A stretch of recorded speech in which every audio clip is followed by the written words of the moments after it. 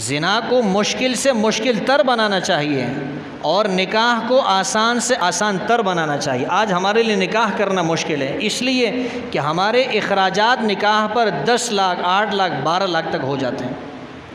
کل مجھ سے ایک آدمی کہنے لگا کہ ہمارے ہاں جب شادیاں ہوتی ہیں تو 50-60 لاکھ روپے اس پر خرچہ ہوتا ہے، 50-60 لاکھ روپے، تو شادی تو مشکل ہو گئی۔ مجھ سے ایک صاحب کہنے لگے کہ ترکی کے اندر اگر آپ شادی کرتے ہیں تو پاکستانی تقریباً 30 لاکھ روپے آپ کے کم سے کم خرچ ہو جائیں گے، یعنی اگر آپ یہاں شادی کرنا چاہتے ہیں تو 30 لاکھ روپے آپ کا خرچ آتا ہے۔ یوں سمجھ لیجئے کہ ترکی کے اندر شادی کرنے پہ آپ کا اتنا خرچہ ہے، اور زنا کرنا کتنا آسان ہو گیا ہے، بدکاری کتنی آسان ہو گئی ہے۔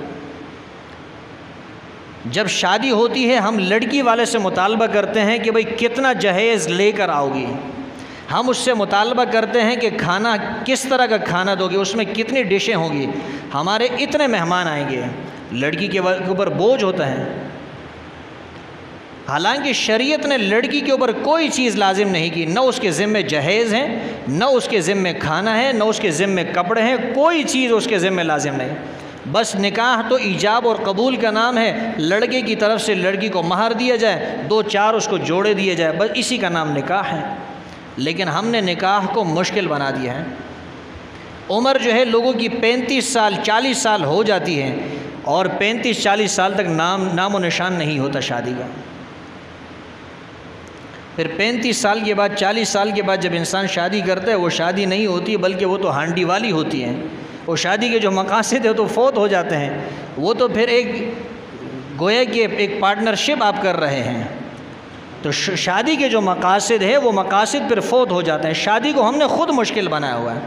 ہمیں چاہیے کہ ہم شادی کو نکاح کو آسان کریں، یہ جتنے اخراجات ہیں اس کو بیچ میں سے نکال دیں، یہ جہیز کا مطالبہ کرنا چھوڑ دیں۔ جہیز ایک لعنت ہے، اللہ کے رسول نے کسی بیٹی کو جہیز نہیں دیا، حضرت فاطمہ کو جو کچھ دیا ہے وہ حضرت علی کے پیسوں سے خرید کر دیا تھا، اور اس کی وجہ بھی یہ تھی کہ حضرت علی آپ کے گھر میں بڑے ہوئے تھے، آپ کے گھر کے اندر پلے تھے، وہ تو گویا کہ آپ کے بیٹے کی طرح تھے،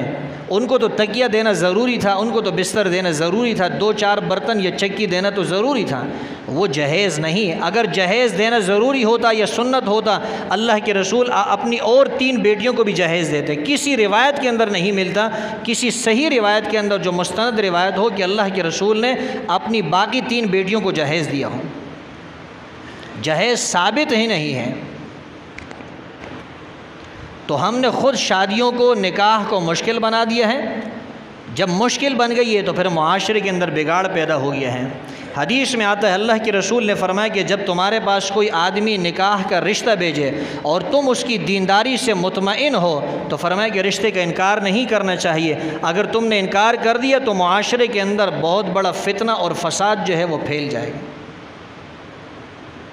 آج باپ کی طرف سے بڑوں کی طرف سے اپنے بچوں کے نکاح پر پابندی لگائی جاتی ہے۔ ابھی رمضان کے اندر ایک جوان لڑکا میرے پاس آیا، کہنے لگا 24 سال میری عمر ہو گئی ہے، میں ماں باپ کے سامنے شادی کی بات کرتا ہوں تو ماں باپ کہتے ہیں ابھی تمہاری عمر ہی کیا ہوئی ہے، ابھی تو تم نے پیسے کمانے ہیں، ابھی تو تم نے گھر بنانا ہے، ابھی تم نے شادی کے لیے پیسے جمع کرنے ہیں، یہ کرنا ہے وہ کرنا ہے، اس کے بعد شادی کریں گے۔ تو کہنے لگا اتنے کرتے کرتے تو مجھے 10 سال اور لگ جائیں گے۔ کہنے لگا میں اب مزید انتظار نہیں کر سکتا، میں اب خود سے اپنی شادی کر لوں گا، اب ماں باپ کا انتظار میں نہیں کروں گا۔ تو ظاہر سی بات ہے کہ جب ماں باپ شادی نہیں کریں گے پھر یہی بچے خود شادی کریں گے، جب خود شادی کر لیتے ہیں پھر ماں باپ کہتے ہیں بچوں نے ہماری ناک کاٹ دی، ہمیں رسوا کر دیا، ہمیں شرمندہ کر دیا۔ اگر کوئی آدمی نکاح کرتا ہے اس کے ساتھ تعاون کرنا چاہیے مہر کے اندر، اگر کسی لڑکی کے لیے جہیز کے اندر مشکلات ہے، جہیز کے اندر اس کے ساتھ تعاون کرنا چاہیے تاکہ کسی بہن کا، کسی بھائی کا، کسی مسلمان کا گھر آباد ہو جائے، وہ بدکاری سے محفوظ ہو جائے، اس کی نگاہیں محفوظ ہو جائے، اس کی سوچ غلط سوچ جو ہے وہ محفوظ ہو جائے، وہ غلط نہ سوچے، اس کا جسم جو ہے وہ بدکاری کی طرف نہ جائے، وہ غلط کاموں کے اندر مشغول نہ ہو۔